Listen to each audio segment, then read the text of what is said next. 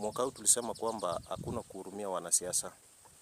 Najua kwamba watakuja na mbinu tofauti tofauti ya kufanya tuanze kuhurumia, but tumesema kwamba wacha wamalize waende. Wala ambao hawajafanya vile ilikuwa inastahili wafanye, wacha wamalize waende wakiendaga. Sababu ambayo inafanya nilete hii story, tumeona juzi mali ya Kimani wa Matangi imebomolewa. Wakati ambapo nimefuatilia hii story vizuri, nimeona kwamba hata ifai tulaumu Kenya Railways. Hapa kuna kitu kinaitwa negligence. Kimani wa Matangi alikuwa amepatiwa notice miaka 6 iliyopita. Lakini amekuwa akipuuza. Anaambiwa vacate. Hii ni shamba ya serikali, vacate. Anapuuza tu. Na unajua pale ambapo alikuwa ameweka biashara ni shamba ya railway corridor.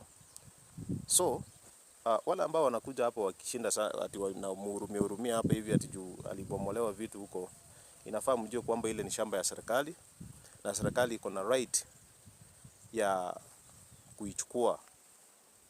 Sababu tunajua pale ile ni railway corridor, labda wanaweza kuwa wanataka wajenge structures fulani za serikali na mtu anashinda amekwamilia pale. Jamaa alikuwa amepewa notice but akapuuza. Sasa mna expect serikali ifanye nini? Si wanakuja na wanabomoa, lazima sasa watumie enforcement. So tumesema mwaka huu hakuna kuhurumia wanasiasa. Wacha waende wakiendaga.